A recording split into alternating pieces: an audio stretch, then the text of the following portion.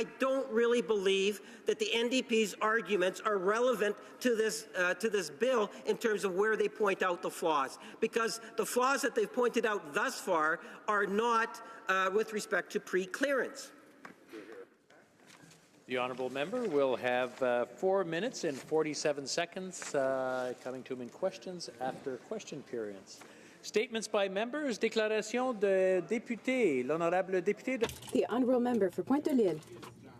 Mr. Speaker, the Prime Minister apologized for speaking French in Quebec. He apologized for speaking French. What a regression.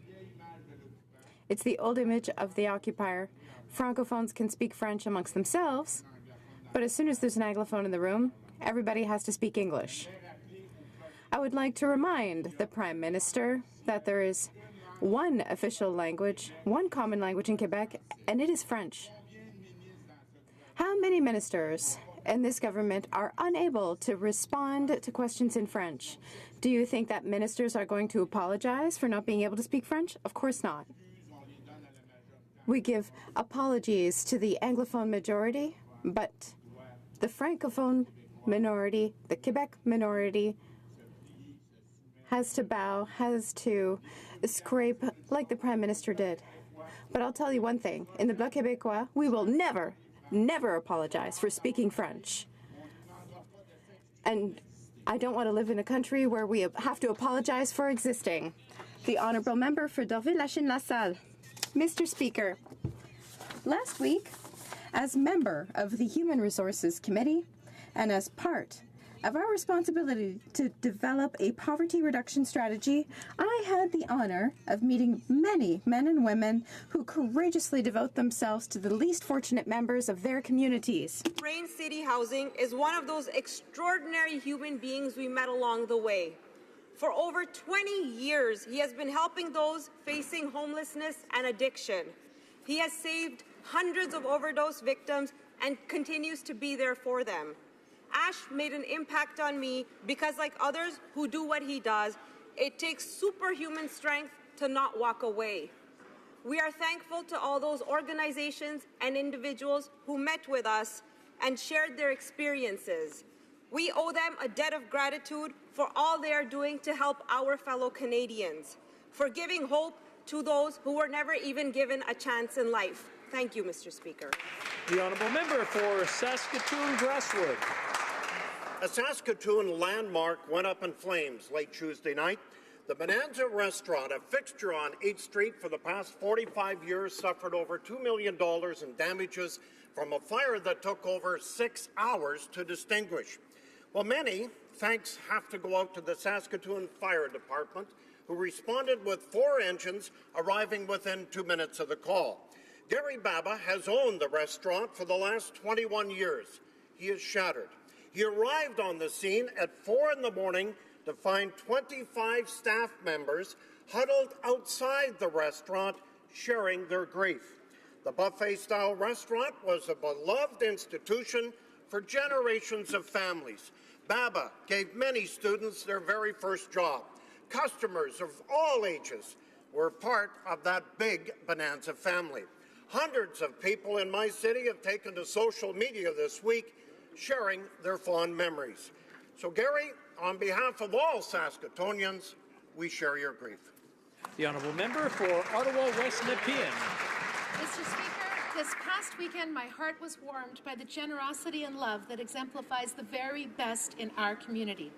The parishioners of Saint Remy Catholic Church held a potluck dinner to celebrate the 1-year anniversary of the arrival of the Naful family from Syria, whom they sponsored.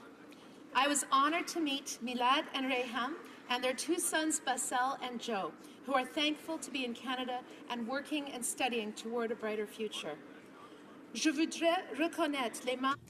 I would like to recognize the members of the Saint-Rémy parish who sponsored the family, and the students of the Pierre Savard Secondary School who had the idea and made it a reality through fundraising and hard work. I would also like to recognize Father Jean-François, whose leadership qualities and spiritual leadership inspire a community that is showing love and respect for our diversity. Canadians and welcoming the Knothole family. Thank you, Mr. Speaker. Member for Windsor-Tecumseh. Thank you, Mr. Speaker. I was encouraged to hear 2 days ago in this chamber the Minister of Persons with Disabilities declare she was fully committed to implementing the UN Convention on the Rights of Persons with Disabilities, and she is working towards ratifying its optional protocol. We've been waiting for a Disability Act that is serious about accessibility and inclusion and goes farther than unenforceable guidelines and voluntary standards. One that provides real oversight to the implementation process and the means for persons living with disabilities to seek redress should the government fail in its obligations to the Convention. The Minister's promises leave me very optimistic, and I do not doubt her passion and integrity. I am, however, skeptical about this government's ability and indeed its willingness to follow through on the commitments it makes.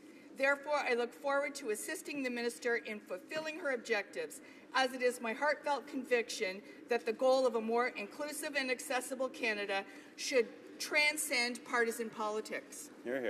The Honourable Member for Coast of Bay, Central Notre Dame. Mr. Speaker, today I rise to pay tribute to Harry Harnham, or as we called him, Chief Harry. Harry served with the Bishop Falls Fire Department for 41 years, and for 28 years he was our chief. Through many fires and floods, Harry risked his life for his community, and he truly was our inspiration. Look no further than his own family. Today, his son Gary is the fire chief of Bishop's Falls. His other son Ed is the deputy fire chief. His son Craig is the deputy fire chief of Corner Brook. His grandson Stephen, now a professional firefighter, and his other grandson Tyler, now a firefighter for the Department of National Defense at CFB Trenton. His son Harry, daughters Beverly and Kathy, nephews, daughters-in-law, also firefighters, and his greatest friend and wife for 64 years, Jewel, are indeed a family of heroes. Chief Harry passed away this week and will be laid to rest later today at his other home at the Calvary Pentecostal Church. Yesterday, his son Craig wrote to me and said, quote, "I am sure the honor guard of Bishop's Falls will be standing proudly with heavy hearts as they lay to rest one of their finest." God bless. The Honourable Member for St. Albert, Edmonton. Mr. Speaker, on January 1st, Canada's arrangement for the avoidance of double taxation with Taiwan came into force. Taiwan is already Canada's 11th largest trading partner with some $6 billion in trade annually. But there are many opportunities to strengthen Canada's economic ties with Taiwan, particularly in the areas of energy, services, and investment. Stronger economic ties with Taiwan complements the strong people-to-people links that we share. Yes. And we share common values, including a commitment to freedom, democracy, human rights, and the rule of law. Now is the time for the government to take the next step in terms of strengthening Canada's economic ties with Taiwan. Now is the time for the government to commence negotiations on a foreign investment promotion and protection agreement with Taiwan. The Honourable Member for Sault Ste. Marie. Mr. Speaker, I rise in the House today to acknowledge a very special initiative that is happening in my riding of Sault Ste. Marie. On January 9th, the initiative Take the Pledge Against Racism and Discrimination was officially launched at a Sault Ste. Marie City Council meeting. The project was unanimously endorsed by all of Council and Mayor Provenzano. This campaign was introduced through the Sault Ste. Marie Immigration Partnership and aims to combat hate, prejudice by taking a pledge. This is the chance to contribute towards building a world of justice, equality, and dignity where racism and discrimination have no place. Today, I am pleased to announce that there have been over 590 pledges taken. This initiative has gained support from organizations such as the Ontario Council of Agencies Serving Immigrants and the Ontario Human Rights Commission. Together, let's make a statement against racism and discrimination in our communities from coast to coast to coast. Together, let's all take the pledge. Please visit discoverthesioux.ca. Thank you very much. The Honourable Member for Bay of Quinte. Thank you, Mr. Speaker. Today I'm proud to highlight a program in my riding which is helping our community members celebrate our nation's 150th birthday by encouraging literacy and instilling love for reading. Students from JK to grade 8 are participating in our own Bay of Quinte Canada 150 Literacy Challenge. Through this challenge, we are inspiring our children to build personal connections to our proud Canadian heritage and culture by reading 150 pieces of Canadian literature or written by a Canadian or emphasizing Canadian content. Many of our most notable civic figures have accepted the Bay of Quinte 150 Literacy Challenge with enthusiasm. Schools, libraries, and community centres have also participated and hosted public reading events. I encourage all of my honourable colleagues to consider joining the Canada 150 Literacy Challenge and bring the same joyful celebration of our nation to their communities. Thank you, Mr. Speaker. The honourable member for Elgin, Middlesex, London. Mr. Speaker, start your engines. The Monster Energy NASCAR Series begins this weekend at Daytona 500. And I am proud to rise in the House today to let all Canadians know that DJ Kennington from the Township of Southold will be the first Canadian in 29 years to race the Daytona 500, and only the 8th Canadian to ever start in the Daytona Classic. Last night, in the last qualifying race, Kennington squeaked out a spot and outgunned the drivers he needed to beat, securing the last of 40 starting positions in NASCAR's biggest race. I know his wife, dad, mom, his entire family, pit crew, and co-workers from the Township of Southold are very proud of him. As we watch GJ's race number 96 this Sunday at 2 p.m. and throughout the NASCAR Cup Series, residents of Elgin, Middlesex, London are sure to be learning the terms slingshot, banking, comprehension ratio, shake and bake. As we cheer for DJ Racing, DJ, I wish you all the best. You are an incredible inspiration. And remember, go fast, turn left. The honourable member for Hamilton East, Stony Creek. Mr. Speaker, the city of Hamilton has its own unique place in the history of Black Canadians. And sadly, part of that history was lost yesterday with the passing of Bernie Custis. In 1951, Bernie Custis began his professional career with the Hamilton Tiger Cats as pro football's first black quarterback. Didn't happen in the United States until 1968.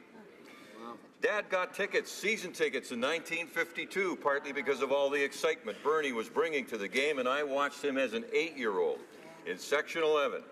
I got to know Bernie personally when he began his coaching career with the Burlington Braves and McMaster Marauders, with an overall record in those teams of 105 wins and only 43 losses. Bernie is in the Canadian Football, McMaster University, and Syracuse University Halls of Fame. He also served his community as a teacher and principal. His friends will remember him as a kind, intelligent, decent, and thoughtful man whose dignity carried him through the inevitable episodes of racism sadly common during the years of his youth. We'll miss him. The honourable member for Montarville, l'honorable député de Montarville. The honourable member for Montarville. Mr. Speaker, this week a great man left us. Mr. André Savaria passed away at the youthful age of 83 years old. Born in Saint-Julie, he was municipal councillor from 72 to 75 and then mayor from 1975 to 1980. To him, we owe many parks and recreational areas, as well as the first municipal library. He was also instrumental in getting an arena built and left his mark in many other areas. In order to pay tribute to him, flags are flying at half-mast at City Hall until March 4th. I offer my most sincere condolences to Mr. Savaria's family, his loved ones, his friends, and everyone who knew him. Mr. Savaria will be keeping a watchful eye on his beautiful city of Saint-Julie. Simcoe. This week saw a record set at Queen's Park. The Member of Provincial Parliament for York Simcoe, Julia Munro, became Ontario's longest-serving female MPP ever. Julia became well known in our community when she led the successful fight to stop Bob Rae's NDP proposal to locate North America's largest landfill site on the shores of Lake Simcoe.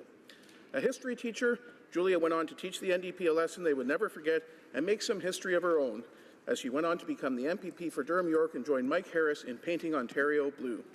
In the legislature, she has served in many roles, including as Deputy Speaker for the 40th Parliament. Having served the residents of York Simcoe for more than 21 years, she has a track record of fighting intrusive big government and working for individual freedom. Her electoral track record of success reflects the affection that York Simcoe residents have for Julia Munro. It's an honour to stand in the House of Commons today and pay tribute to the amazing work that Julia Munro has done for our community and for the province of Ontario in her work at Queen's Park. Congratulations, Julia. The honourable member for Brampton West.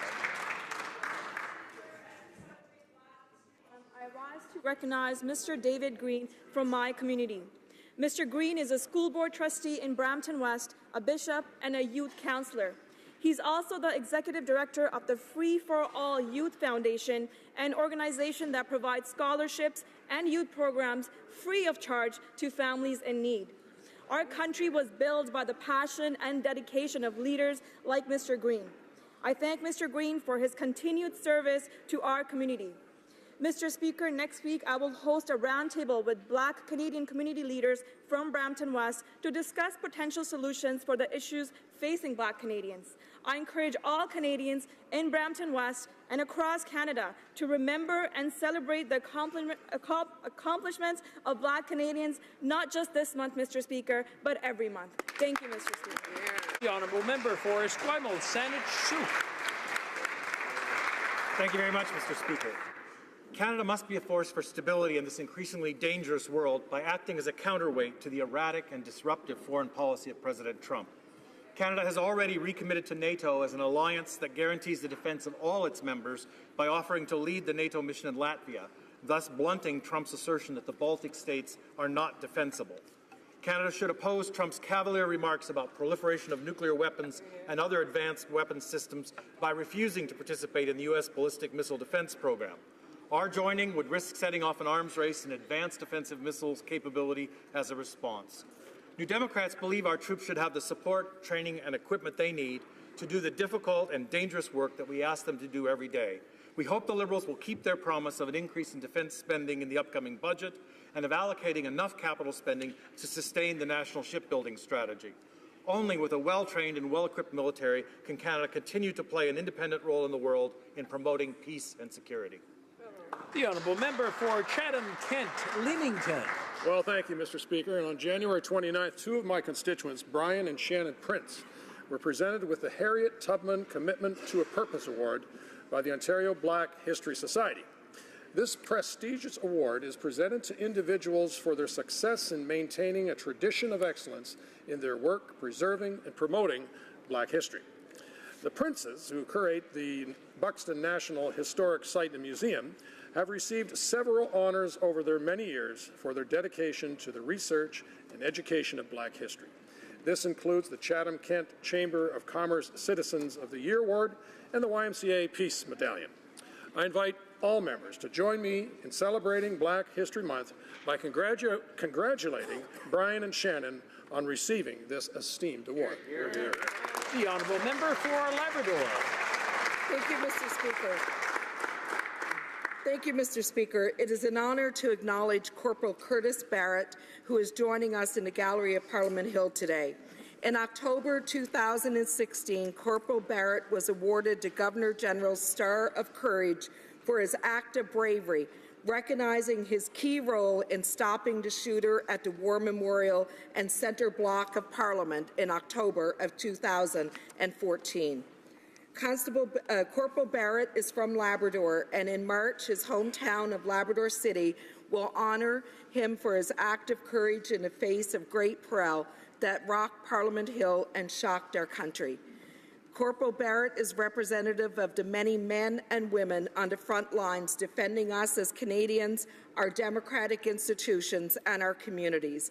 I thank him on behalf of all Labradorians, on behalf of all Canadians, and on behalf of all of us who serve and work on Parliament Hill for his courage, his skills, and his action to protect in a time of crisis. Thank you to Corporal Curtis Barrett.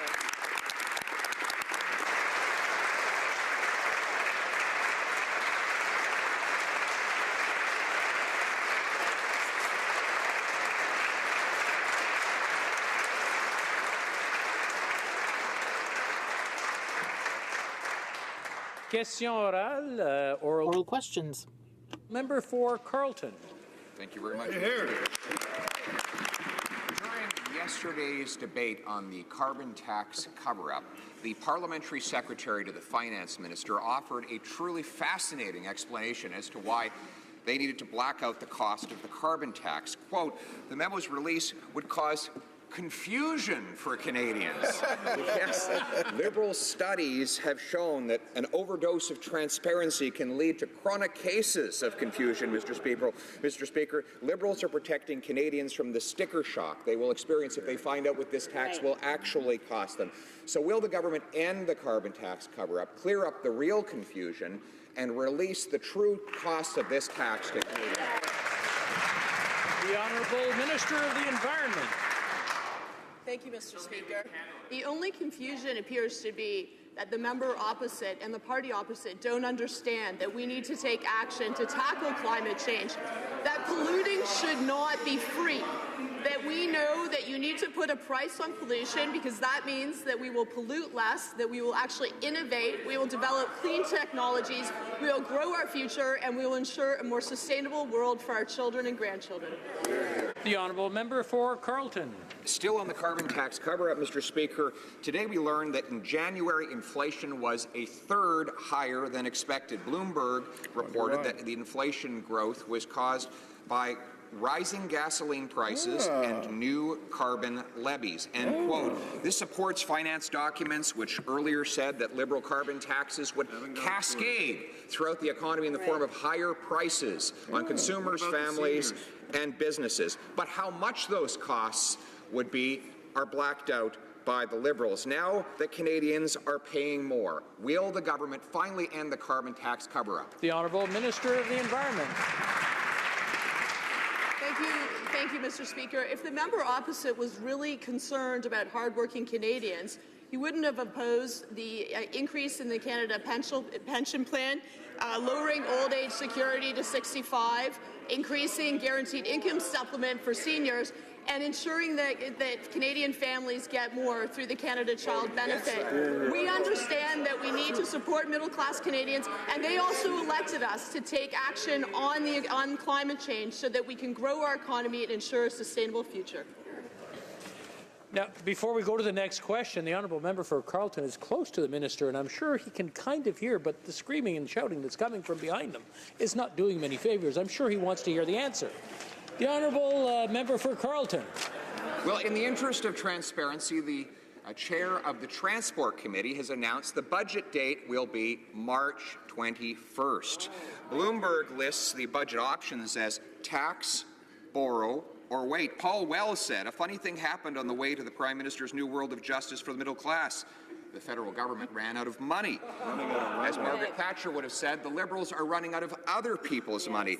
Will the Finance Minister finally put his head up before he runs straight on into the brick wall of reality? The Honourable Minister of Finance. Speaker, we're looking forward to Budget 2017. What it will be is a continuation of our efforts to help middle-class Canadians, a continuation of our efforts to ensure that we actually grow our economy.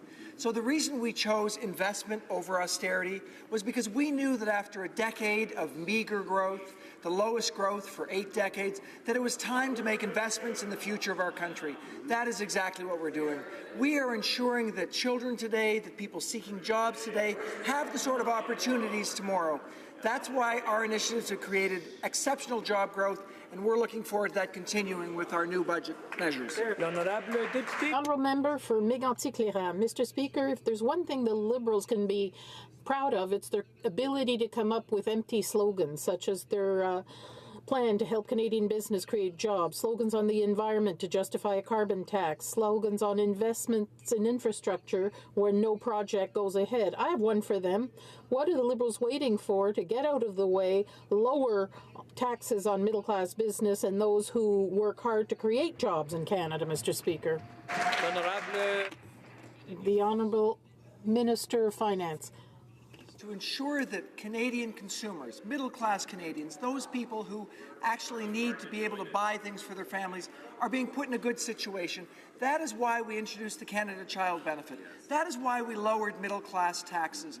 And what those things will do is they'll allow people to put more money into our economy. Together with the investments we're making, What that will do is help us to grow our economy so that businesses, small businesses, medium-sized businesses, large businesses in our country can be successful, creating jobs for Canadians. The honourable member for Mégantic-L'Érable. The Liberals been repeating for 15 months ad nauseum, we want an agreement, but just not any agreement on softwood lumber. So we have no agreement, but now we have a working group to start thinking about it. Seriously, 15 months, nothing's been done for the 200,000 Canadians who work hard in our forestry industry. The Liberals' softwood lumber white knight was never allowed to cross the border to defend his honour. Could the minister take his work seriously and deliver a new softwood lumber agreement? When will we have a real resource minister, not just any resource minister? The Honourable Parliamentary Secretary. Mr. Speaker, I remind the House that it was the former Conservative government that allowed the agreement to expire. Our government is vigorously defending the softwood lumber workers and producers. Our approach is a dual one, a federal-provincial working group announced by the Minister of Natural Resources. We continue our talks with the U.S., as the Prime Minister did last week in Washington and by telephone yesterday. We're trying to come up with a good agreement, not just any kind of agreement. Vancouver East. Yesterday, the Premier of Manitoba announced that the province would provide funding for housing and resettlement services for hundreds of asylum seekers who've risked life and limb to come to Canada. The Premier also called on the federal government to set up a nationally coordinated response. The continuation of the Safe Third Country Agreement will mean that even more refugees will come to Canada illegally. As provinces begin stepping up, why has this Liberal government taken no action and provided zero measures to address this situation? Why are they missing in action? The Honourable Minister of Immigration. Our government is committed to maintaining a refugee system that maintains our tradition of providing compassion to those seeking safety and security in our country. We remain committed to working closely with CBSA, RCMP, and local communities, and we thank communities for their generosity and local officials in welcoming individuals who are coming over from the United States.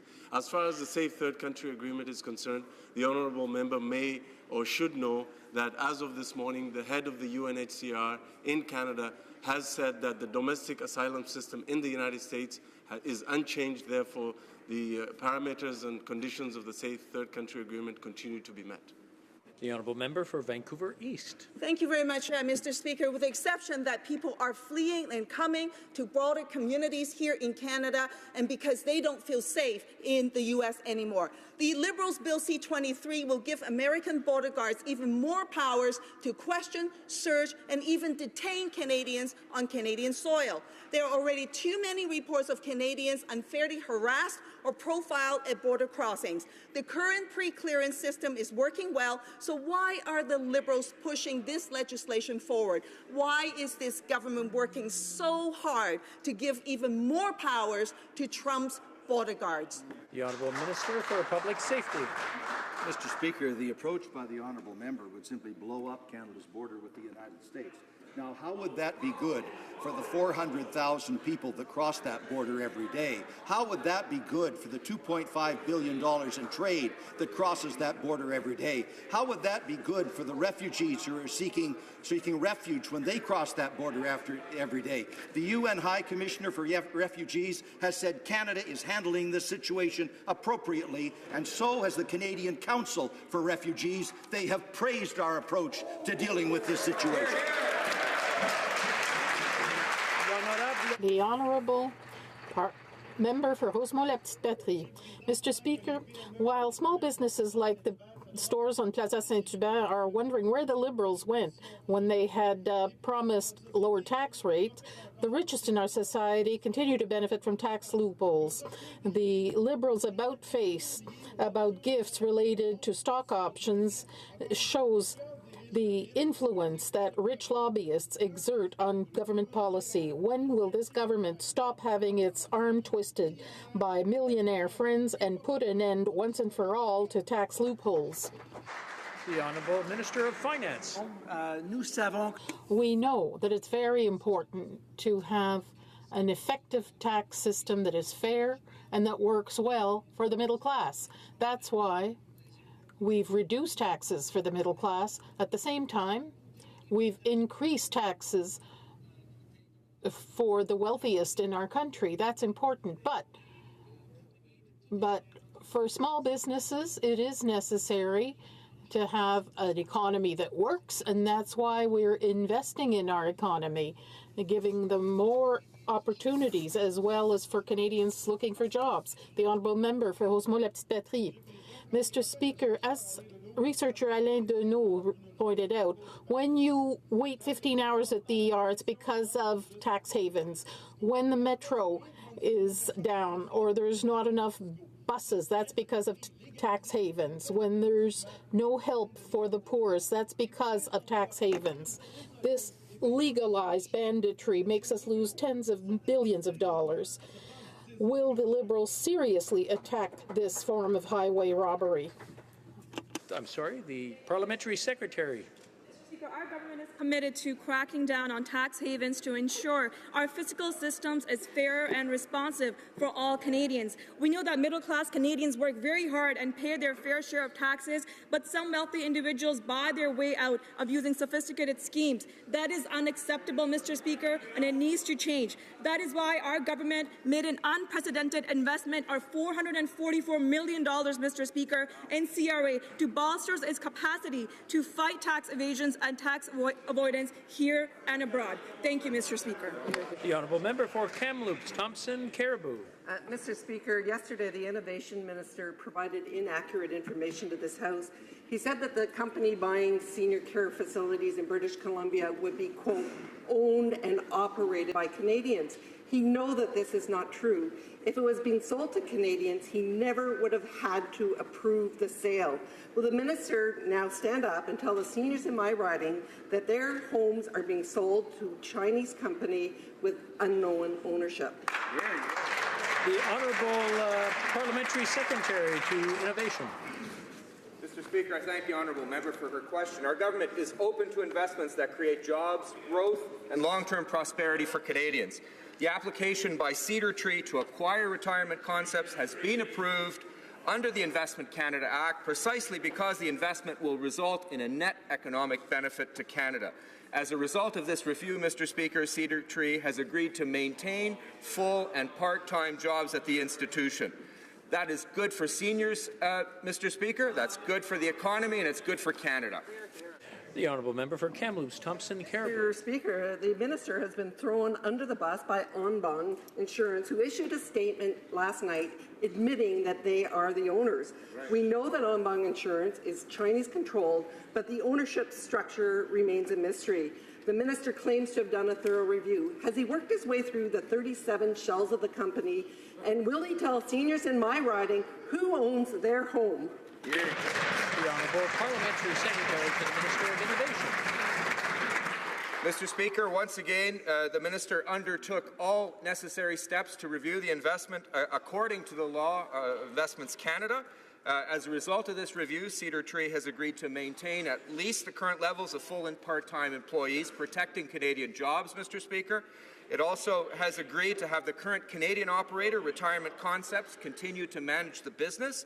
It's agreed to not close or repurpose any of the existing residences, and it's agreed to financially support the expansion of the business. Mr. Speaker, this is a good deal for seniors in the members' riding. This is a good deal for Canada, and we're going to continue. The Honourable Member for Chilliwack Hope. Mr. Speaker, British Columbians are now learning that this Liberal government has approved the sell-off of an important part of our healthcare system to China. The takeover of one of BC's largest retirement home chains by Onbong Insurance includes no pledge to create new jobs.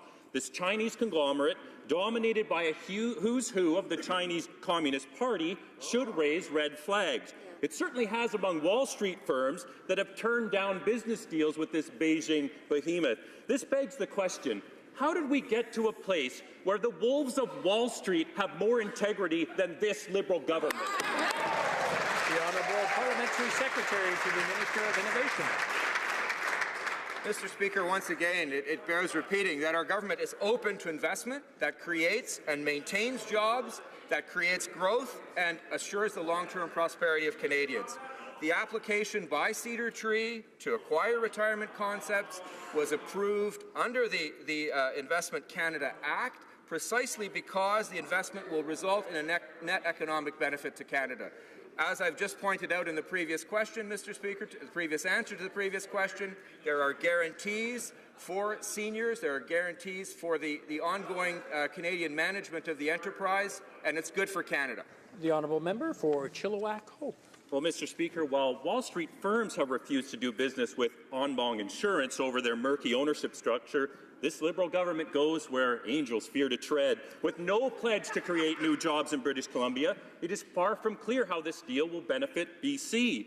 While it's far from clear that this deal will be good for Canada, we know that Chinese billionaires have been very good to the Liberal Party of Canada at $1,500 per person cash for access fundraisers. So, is this a good deal for British Columbians, or is it a good deal for the Liberal Party of Canada? The Honourable Parliamentary Secretary to the Minister of Innovation. Mr. Speaker, again, I would like to point out to the honourable member that amongst the commitments that Cedar Tree has made is to invest precisely in the future in Canada.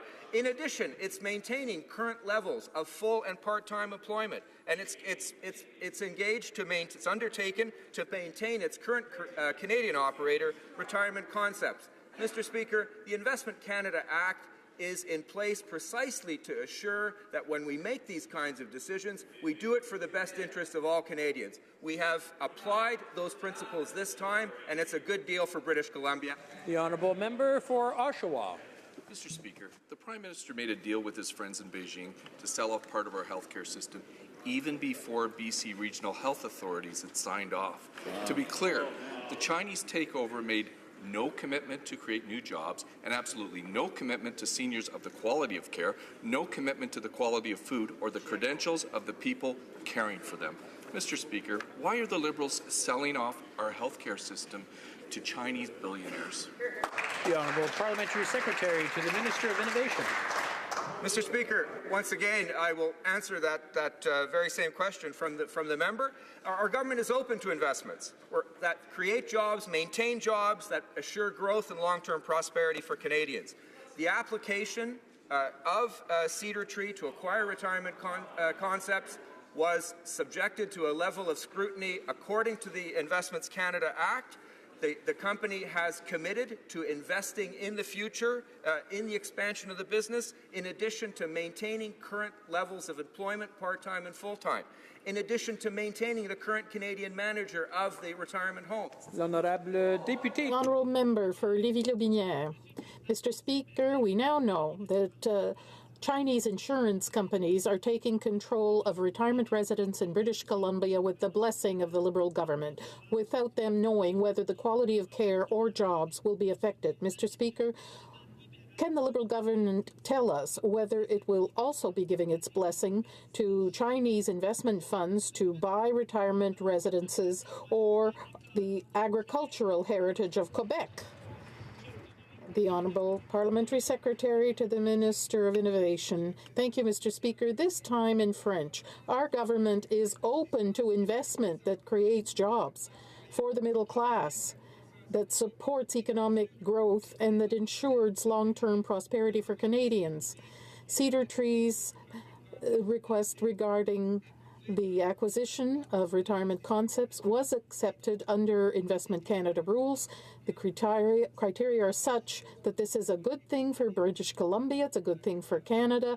We got guarantees from the company, and we will proceed forward.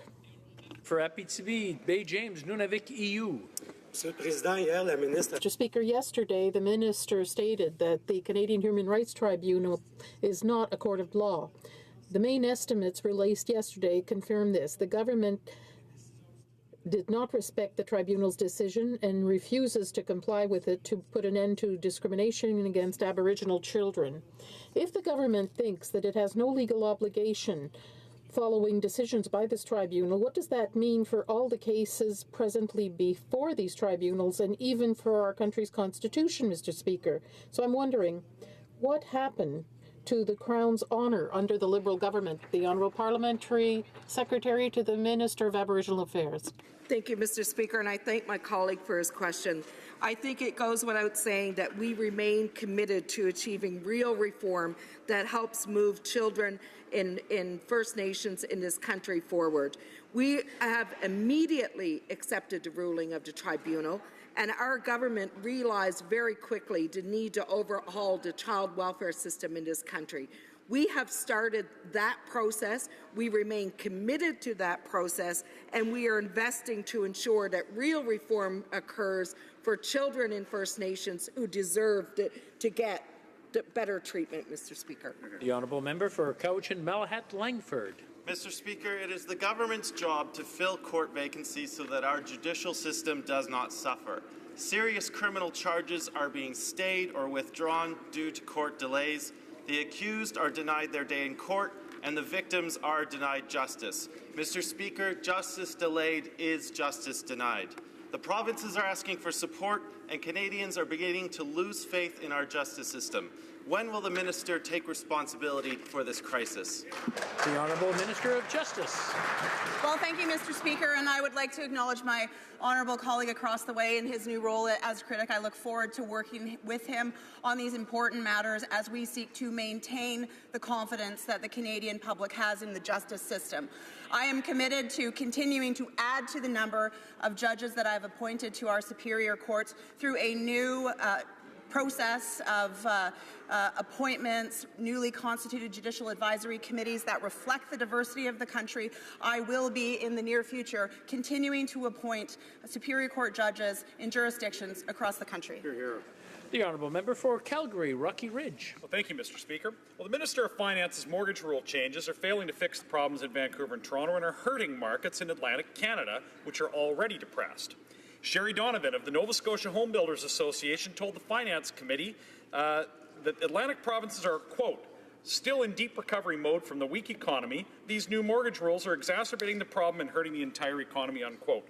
Will the minister stop kicking Atlantic provinces when they're down and reverse his ill-advised decision? And why won't the 32 Liberal MPs from the region stand up for Atlantic Canada?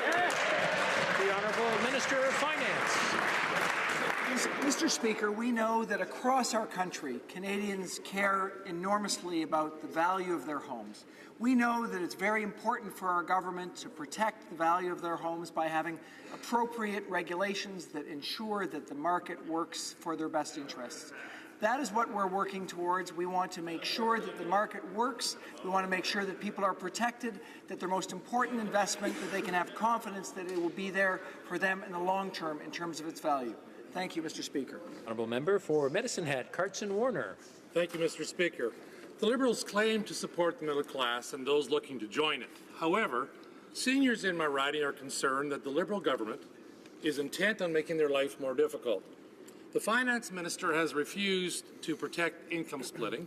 Now there are reports that suggest the Liberals are considering removal of the age amount tax credit, which helps low and middle income seniors. Mr. Speaker, why are the Liberals threatening the very generation who helped build our nation in the first place? The Honourable Minister for Families. I'm pleased to have this opportunity to speak a bit about the agenda that we have for seniors, a very strong agenda, Mr. Speaker, not only for this generation of seniors, for whom many are being taken out of poverty through the increase in the guaranteed income supplement, through the lowering of age of eligibility to 65 years old. 100,000 seniors will not need to enter into severe poverty, but also through the enhancement in the Canada Pension Plan, Mr. Speaker, which is going to take 300,000 future seniors out of income vulnerability. The honourable member for Elgin, Middlesex, London. Mr. Speaker, this Prime Minister has dictated that the provinces must collect his carbon tax. In true Liberal fashion, Premier Wynne has secretly planned to apply HST to their new cap-and-trade plan and will hide the cap-and-trade tax in the delivery charge. Ontarians are not only paying more in heat and hydro, but now they'll be paying tax on tax. When will this Prime Minister stand up for his Ontarians and tell his Ontario Liberal friends to start helping the middle class instead of taxing them to death? The Honourable Minister for the Environment. Mr. Speaker, 80% of Canadians live in a jurisdiction where there is already a price on pollution. The good news is provinces stepped up when the previous government didn't. We know that putting a price on what we don't want, pollution, will foster what we do want, which is good jobs, a cleaner economy, and innovation. We're proud of what we're doing, and we're going to continue moving forward. The Honourable Member. The Honourable Member for Beauport, Côte-de-Beaupré, Île d'Orléans, Charlevoix. Mr. Speaker, since it's been in power, the government continues to put in place tax measures that harm middle-class families. They are forced to pay more taxes, as well as exorbitant fees of all kinds. And we still don't know whether there will be a tax on dental insurance plans.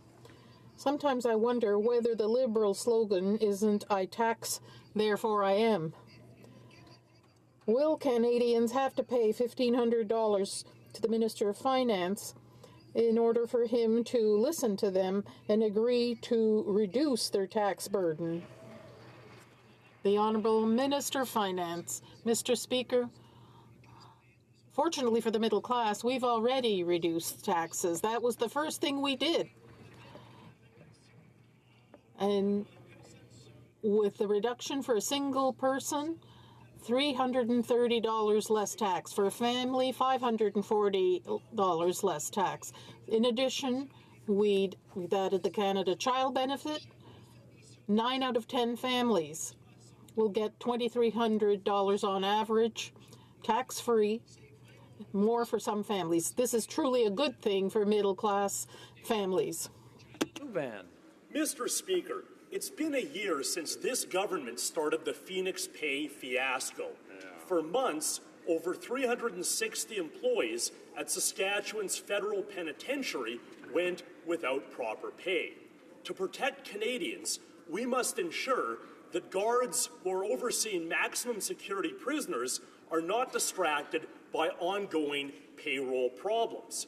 Will the Minister of Public Safety, who is also from Saskatchewan, asked the Minister for Public Services to finally fix the Phoenix Pay system once and for all? The Parliamentary Secretary to the Minister of Public Services. Mr. Speaker, of course, in Saskatchewan, as elsewhere, resolving the problems that we inherited from the other side in terms of the public service pay problems is our priority. We're obviously working tirelessly with... I'm having a hard time hearing, guys. I mean, maybe just keep it down, and I'm sure you've got some comments. Maybe just keep them amongst yourselves, and then we can hear the answer. The Honourable Parliamentary Secretary. We're obviously working tirelessly with public servants, with their representatives in unions and other government departments to find and implement solutions to problems as they arise, and taking measures such as implementing emergency pay advances, opening temporary satellite offices, and recruiting more than 200 additional compensation advisors, many, of course, which were let go prematurely by the former government. The Honourable Member for Windsor-Tecumseh. Mr. Speaker, Canadians are tired of this government's broken promises. My riding of Windsor-Tecumseh hoped the Prime Minister would deliver on promises for mail delivery, First Nations, C-51, and climate change. They weren't the only ones. Canada's foremost environmentalist, David Suzuki, said the Prime Minister, quote, is an out-and-out. Well, then he uses a word that is unparliamentary, but means misleading Canadians. So will anyone on the Liberal benches stand up and demand that their government start practicing what they used to preach? Hear, hear. The Honourable Minister of the Environment. Thank you, Mr. Speaker. I was very pleased last year when the Prime Minister stood with the premiers from the provinces and territories to announce a climate plan. We are serious about taking action on climate change because we know it's the right thing to do, but it'll also create good jobs, help grow the economy, and ensure a more sustainable future for our children. The Honourable Député de Châteauguay-Lacoste. Honourable Member for Châteauguay-Lacoste. Mr. Speaker, last fall, our government announced an investment of $7.9 million to launch the first step toward the dismantling of the Catherine Spirit, an abandoned vessel that was abandoned in 2011. Minister of Fishery, Oceans and the Canadian Coast Guard update this House on the progress of this project, as well as what the government will do to address derelict vessels across the country. Good question. The Honourable Parliamentary Secretary, the Minister of Fisheries and Mr. Oceans. Speaker, in November, the Minister of Transport announced the first phase in ensuring the permanent removal of the Catherine Spirit from the shores of Beauharnois. The work started in December to further secure the vessel by building an embankment around it to separate it from the marine environment. On February 20th, this work was completed ahead of schedule and on budget, and our government also recently announced a $1.5 billion investment in the Oceans Protection Plan, which includes a comprehensive strategy to address other abandoned, derelict and wrecked vessels in Canadian waters. Thank you, Mr. Speaker. The Honourable Member for Perth Wellington. Kathleen Wynne's example is clear. Failed Liberal policies and skyrocketing energy costs go hand in hand. Every day we hear new concerns from seniors who can't afford to heat their homes, small businesses whose energy costs are doubling. Now these Liberals are refusing to release the numbers that would show the actual cost of the carbon tax on Canadian families. Why the carbon tax cover-up? Mr. Speaker, will the Liberals do the right thing and release the numbers, or are they going to keep Canadians in the dark? The Honourable Minister of the Environment. Thank you, Mr. Speaker. We're going to do the right thing by tackling climate change and growing our economy because we were elected to do that. The Canadians, when they voted, they said we want to see action on climate change that didn't happen for the past decade. We understand that we can grow a clean economy, we can reduce our emissions, and we can ensure a more sustainable future for our children. That's the smart thing to do, and that's the right thing to do. The Honourable Member for Chatham-Kent-Leamington. Well, Mr. Speaker, the Prime Minister and his mentor, Kathleen Wynne, are driving greenhouse operations out of business in my riding with their green energy policies.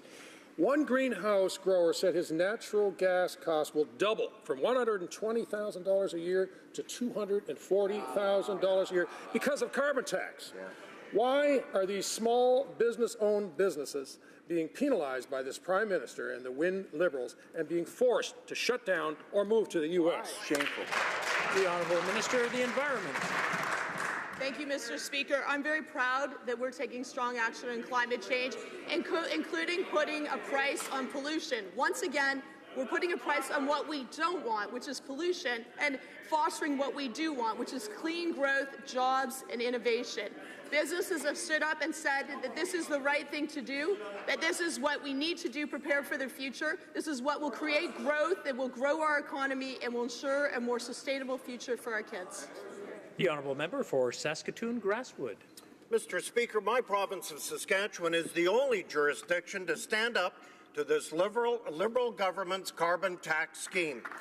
But unlike these Liberals, my province has actually shared the numbers. Listen, a minimum of over $1,200 for the average Saskatchewan family and up to $100,000 per family farm.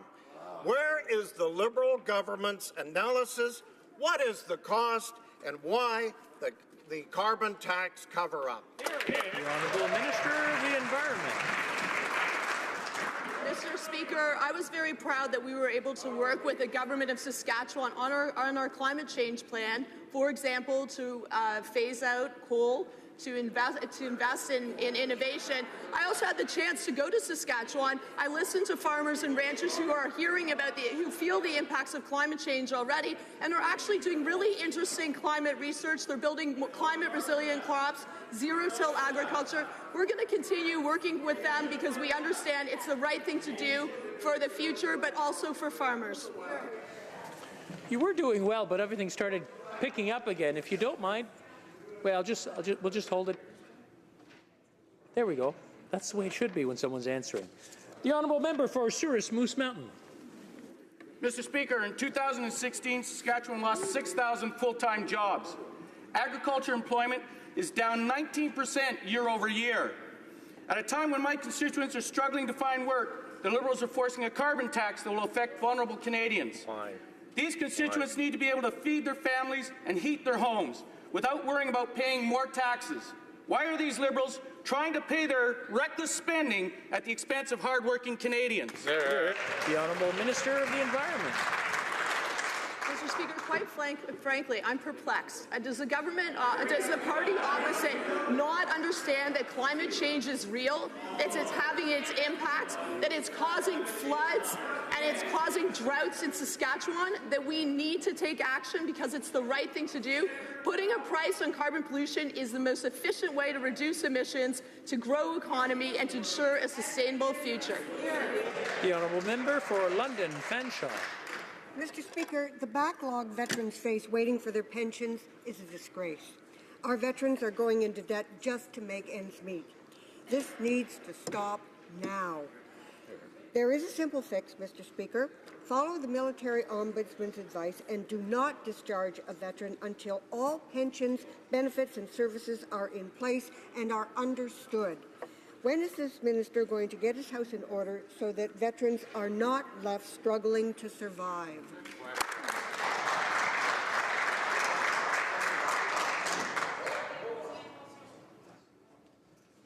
The Honourable Parliamentary Secretary to the Minister of Defence.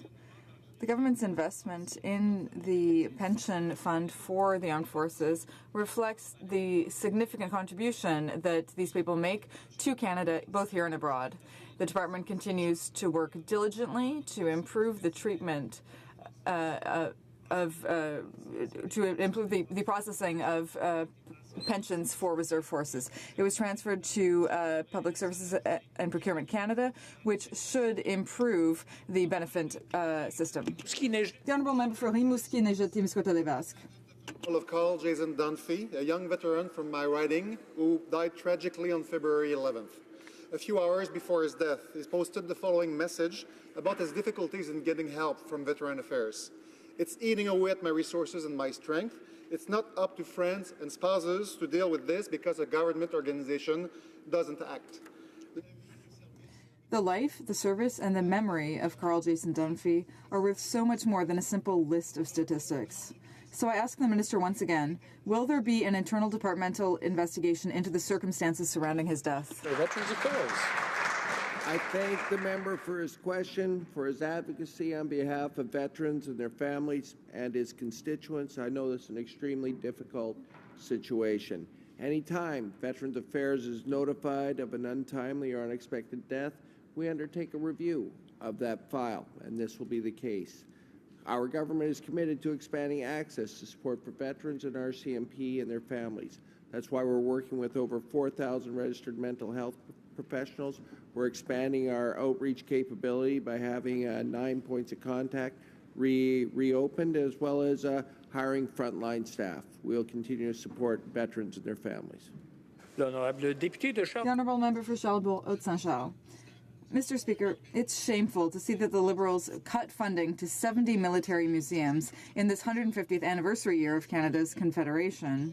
It's shameful, and it speaks volumes about how the Liberals actually feel about those who served our country. Now that the minister who has had the time to familiarize himself with this shameful decision, which he didn't seem to be familiar with yesterday, can he explain the rationale for his decision and how much was cut to from these institutions that preserve the memory of our national heroes? The Honourable Parliamentary Secretary to the Minister of Defence. I thank the member for his question.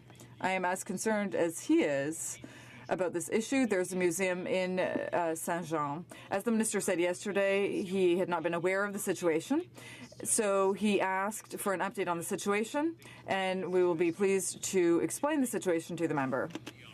For York, Simcoe. This year marks the 150th anniversary of Confederation and the 100th anniversary of the Canadian victory at Vimy Ridge. The Royal Canadian Regiment Museum in London, Ontario has a display on the victory at Vimy Ridge. Among the medals and artifacts, one finds the words, quote, "Whenever the Germans found the Canadian Corps coming into the line, they prepared for the worst." But our Canadian heroes weren't prepared for the latest in friendly fire from the Liberals in Ottawa. Why is funding for this museum and its Vimy exhibit being cut off by the Liberals this anniversary year? Why this Liberal war on history?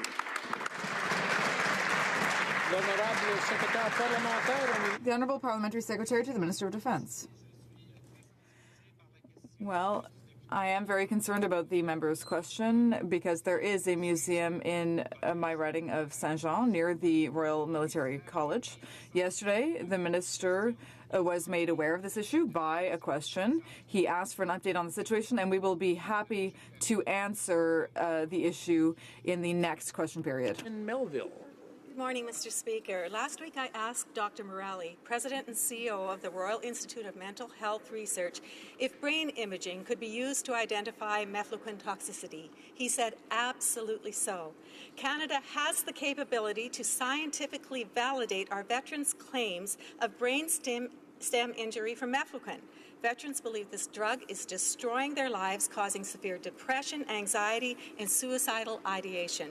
When will this Prime Minister join our allies, commit to a mefloquine toxicity study, and stop using mefloquine and prescribing it to our soldiers? The Honourable Parliamentary Secretary to the Minister of Defence. The health and well-being of all of our members of the armed forces is extremely important to our government. Malaria is an infectious disease that can endanger the lives of our personnel in the line of duty. A soldier can take a personal decision about preventing malaria, and he does so in consultation with his health professionals. This is based on evaluations and medical information. Mefloquine is a drug that is approved by Health Canada, and it is provided to soldiers to prevent malaria. The use of this disease is now the exception. Honourable Member for Ottawa South. Last year in Ontario alone, there were 144 laser strikes on aircraft. The Ottawa International Airport in my riding is a possible venue for these types of incidents. Laser strikes can seriously blind someone operating an aircraft. All of us were very concerned by the recent event in Elgin County, where a police helicopter was struck by a laser strike. This is serious business, Mr. Speaker. Can the Parliamentary Secretary please inform this House on the actions the government is taking on this file to ensure air safety in Canada? The Honourable Parliamentary Secretary to the Minister of Transport. Thank you, Mr. Speaker. I'd like to thank the member for Ottawa South for his concern. Safety is a top priority for this government, and we're also very concerned about the recent increase in laser strikes. Pointing a laser at an aircraft is more than just dangerous, it's also illegal. And that's the reason why the Minister of Transport met with various law enforcement officials to emphasize just how reckless this action is and to ask for the public's help when they see something like this happening, for them to call 911 and let police officials know. That's the only way to make change, Mr. Speaker. The Honourable Member for Sherwood Park, Fort Saskatchewan. Mr. Speaker, Canadians want to help victims of ethnic cleansing and genocide. By finally agreeing to bring Yazidi refugees to Canada, the government has accepted, in principle, the need to focus on the most vulnerable. At the same time, Assyrian Christians and Rohingya Muslims are also the victims of ethnic cleansing. Canadians are generous and they want to help those who are actually most vulnerable. So will the Liberals help and prioritize vulnerable Assyrians and Rohingya? Yes. The Honourable Minister of Immigration.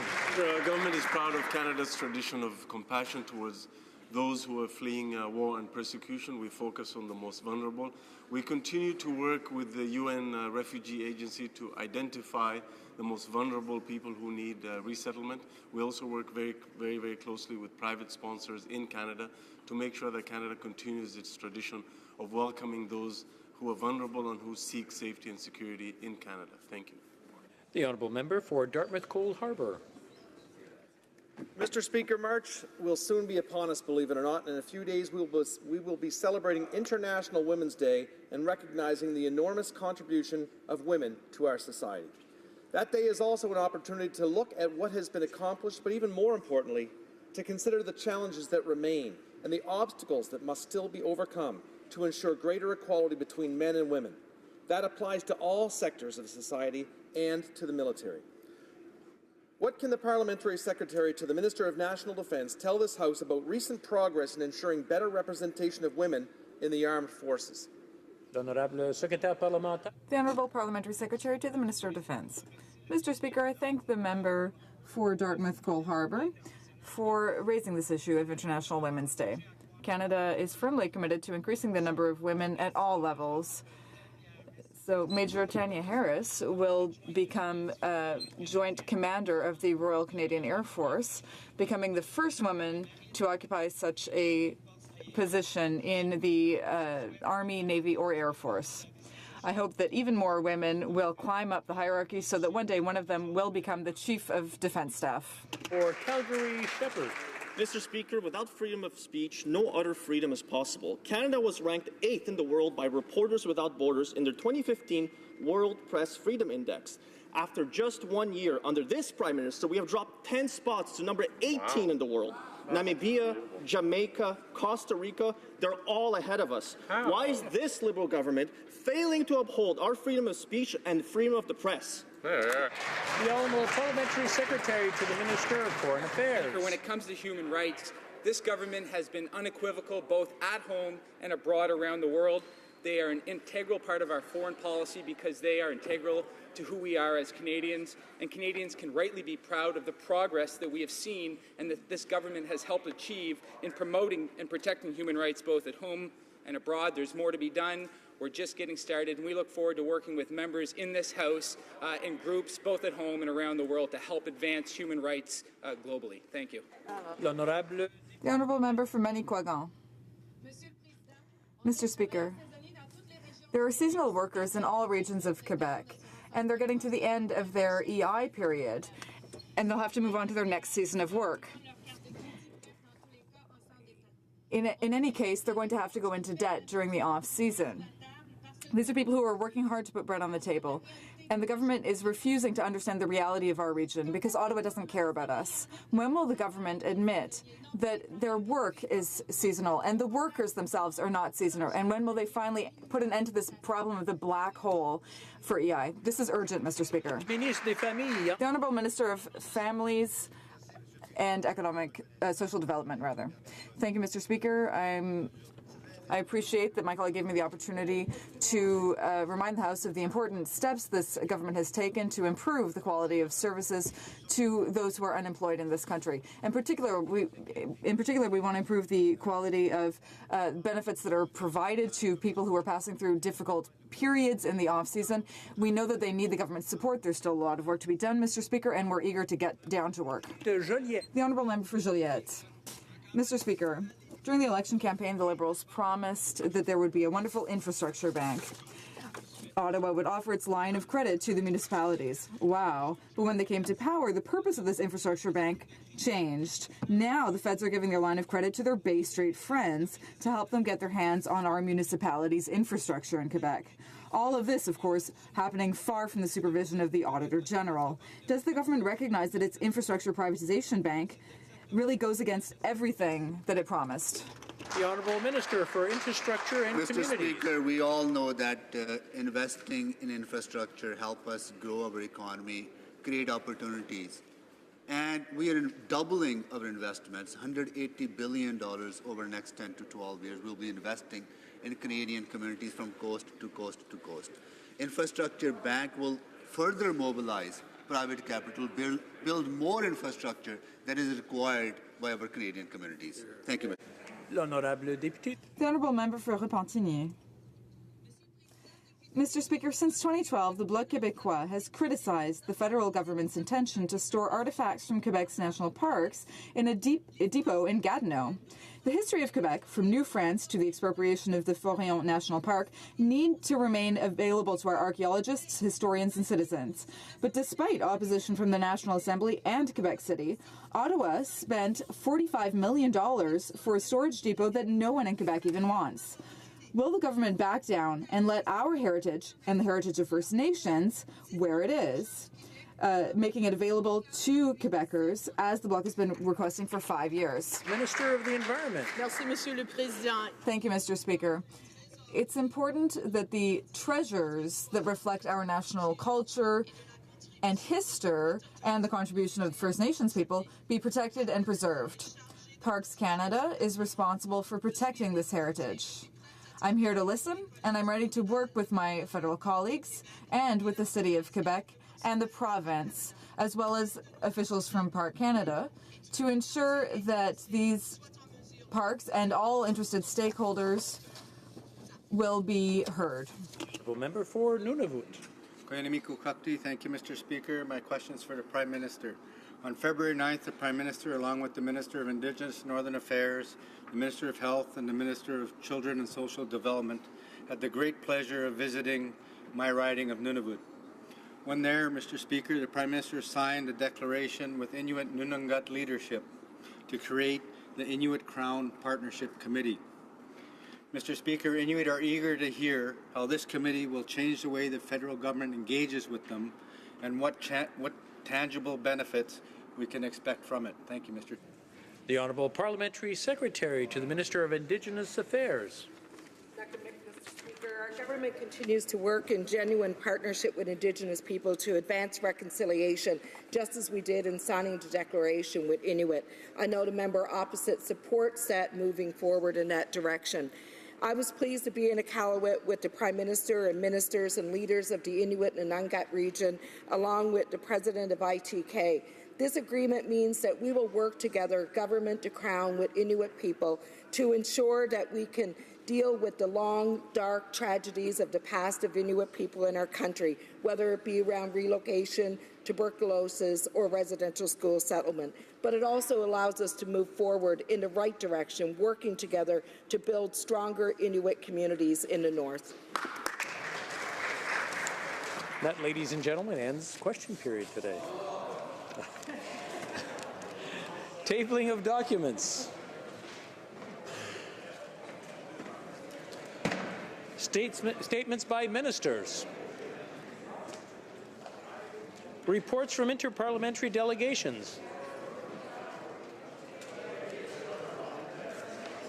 Presenting reports from committees. The Honourable Member for Sarnia-Lambton. Mr. Speaker, I have the honor of tabling in both official languages the 6th report of the Standing Committee on the Status of Women, reporting on Bill C-309, an act to establish Gender Equality Week, to be read a second time, and referred to the Status of Women Committee.